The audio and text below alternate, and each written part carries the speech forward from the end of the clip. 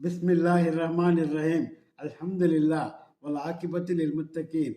என் அன்புமிக்க அல்லாவின் நல்லடியார்களே, உங்கள் அனைவருக்கும் அல்லாஹ்வுடைய சாந்தியும் சமாதானம் உண்டாவதாக என்று கோரிக்கொண்டு, இன்று குழந்தைகளுக்கு திருமணம் செய்ய நாம் என்ன செய்ய வேண்டும் என்ற விவரத்தை பார்க்கலாம் இன்ஷா அல்லாஹ்.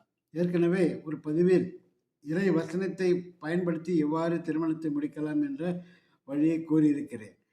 மேலும் இங்கே இறைவனுடைய பெயரை வைத்து 99 பெயர்களில் ஒரு பெயர் அல் லத்தீப், உள்ளன்பு மிக்கவன் என்பது இதன் பொருள். இதை வைத்து எவ்வாறு மகளுக்கோ அல்லது மகனுக்கோ எளிதாக திருமணத்தை முடிக்கலாம் என்பதை பார்க்கலாம். அதாவது,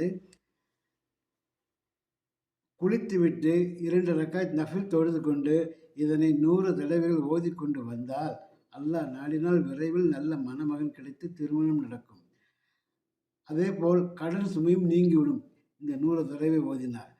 நாம் அல்லாவிடம் கையேந்தி கேட்கும் பொழுது மகளுக்கோ அல்லது மகனுக்கோ திருமணம் அடைக்க வேண்டும் என்று அல்லாவிடம் பிரார்த்தனை செய்ய வேண்டும். அதே சமயத்தில் கடன் சுமை நீங்க வேண்டும் என்றும் பிரார்த்தனை செய்ய வேண்டும். இவ்வாறு இந்த ரெண்டு பிரார்த்தனை செய்யும் பொழுது நிச்சயமாக கபூலாகி அல்லாஹ் பிள்ளைகளுக்கு ஒரு நல்ல வழியை வாழ்க்கை துணை தேடி தருவான்.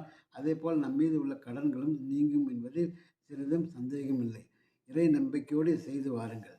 மேலும் உங்களுக்கு ரிஸ்க் அதிகரிக்க வேண்டும், இரணத்தில் விஸ்தரிப்பு வேணும், வருமானம் அதிகரிக்க வேண்டும், நோய் நீங்க வேண்டும், கவலை நீங்க வேண்டும், காரியம் அனைத்தும் மங்களகரமாக முடிய வேண்டும் என்று உங்களுக்கு விரும்பினால், இது போலவே குளித்துவிட்டு நீங்கள் 133 தடவை ஓதி அல்லாவிடம் இவ்வாறு நீங்கள் துவா கேட்டால் உங்களுக்கு ரிஸ்க் அதிகரிக்கப்படும், வருமானம் கூடும், நோய் நீங்கும், கவலைகள் அனைத்தும் நீங்கி மங்களகரமாக எல்லாம் சுமூகமாக முடியும். எனவே இந்த அமலை அல்லாவின் மீது